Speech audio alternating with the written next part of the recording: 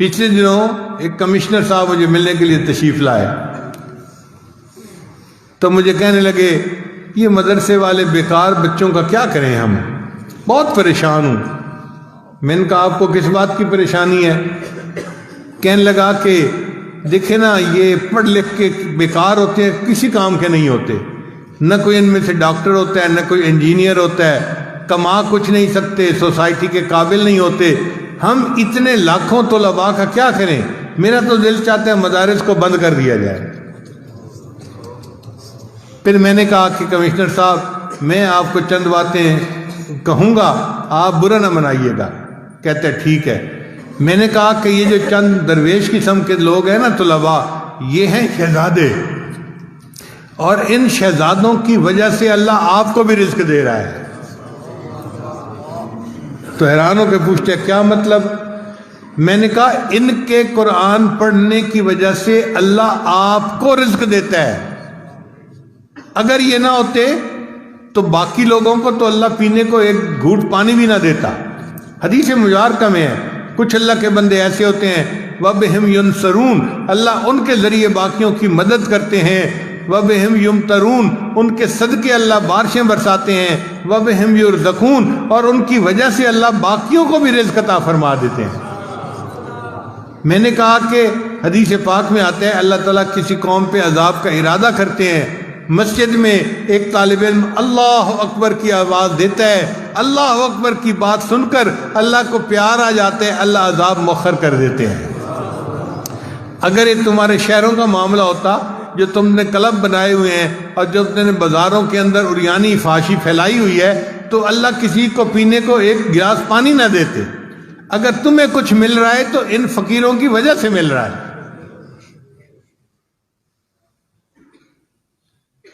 تو اب ان کو تھوڑا دماغ میں بات آئی۔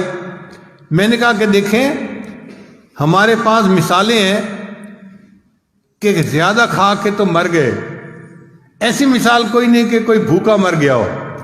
میں نے کہا کمشنر صاحب آپ کا اتنا بڑا ایریا ہے، آپ فیصل آباد، جھنگ، فلاں، ٹوبہ، اتنے ضلعوں کے کمشنر ہیں، ڈپٹی کمشنر کے بھی اوپر۔ اب آپ مجھے بتائیے آپ نے کبھی سنا ہو کہ کوئی حافظ، کوئی مولوی بھوک پیاس سے مر گیا ہو؟ کہتے نہیں سنا۔ پھر میں نے کہا اچھا میں اب آپ کو ایک بات اور بتاؤں کیا؟ میں نے کہا کہ آپ کی وجہ سے ہمارے پیٹ اللہ نے بڑھا دیے ہیں۔ اب یہ بات ان کے سمجھ میں نہیں آئی۔ میں نے کہا ہمارے پیٹ اگر لگے ہوتے نا ساس کمر کے تو ہر کسی نے کہنا تھا بیچارے کھانے کو ملتا کچھ نہیں، ہڈی بنے پھرتے ہیں۔ اللہ کہتے ہیں نہیں، یہ پانی بھی پئیں گے تو میں ان کو موٹا بنا دوں گا، تاکہ ان کی شکل دیکھ کے ہی پتہ چل جائے یہ بندہ بھوکا نہیں ہو سکتا۔ میں نے کہا دیکھو ہمارے پیٹ تمہاری وجہ سے بڑے ہوئے ہیں، تم نہ مدرسے والوں پہ اعتراض کرتے تو اللہ ہمیں بھی سمارٹ بنا دیتے۔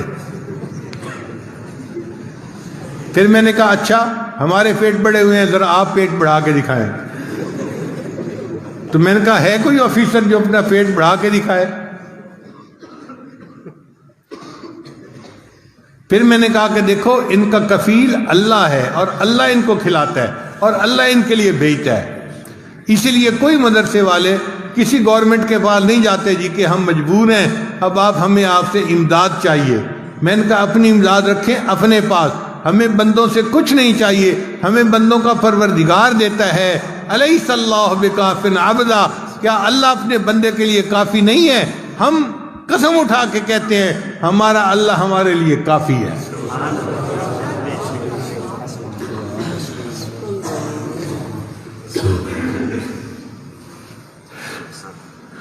پھر مجھے کہنے لگے آپ تو لکھے پڑھے آدمی ہیں، آپ بھی مولیوں والی باتیں کر رہے ہیں۔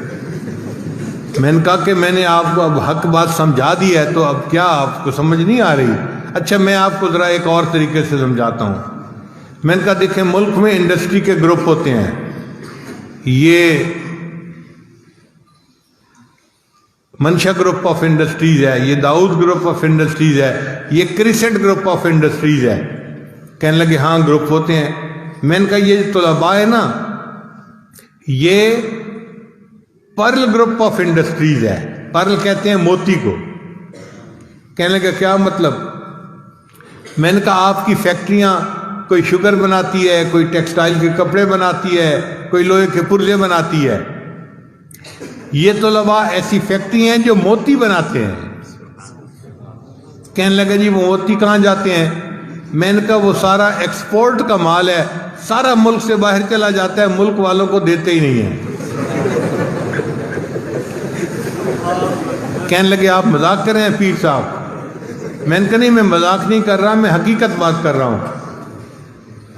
قسم اٹھا کے کہتا ہوں کہ عرش کے اوپر کے جہان کے لیے ندامت کے آنسو نہیں ہیں، وہاں نہیں ہوتے.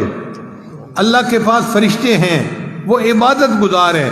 ومن عنده لا يستكبرون عن عبادته ولا يستحسرون يسبحون الليل والنهار لا يفترون. صبح و شام اللہ کی عبادت کرتے ہیں، اس میں کوئی افطار نہیں ہوتا، کوئی وقفہ نہیں آتا. عبادت بہت ہے عرش کے اوپر کے جہان کے لیے، مگر اس جہان میں ندامت کے آنسو نہیں ہیں. تو اس جہان کے لیے یہ امپورٹ کا مال ہے.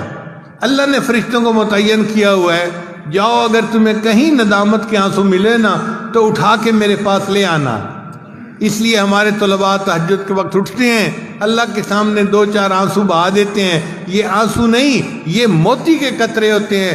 یہ پرل فیکٹری ہے جو پرل بنا رہی ہوتی ہے. موتی سمجھ کے شان کریمی نے چن لیے، قطرے جو تھے میرے عرق انفعال کے.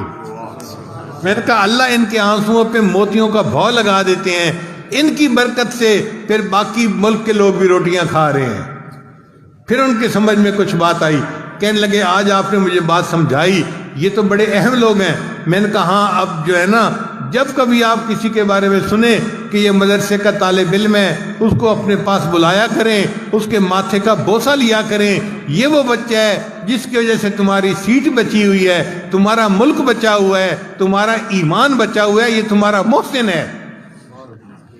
تب اس کی سمجھ میں بات آئی، کہنے لگے آپ بات تو ٹھیک کر رہے ہیں. تو الحمدللہ کہ یہ متوکلین ہیں، اللہ ان کو خود رزق پہنچاتا ہے.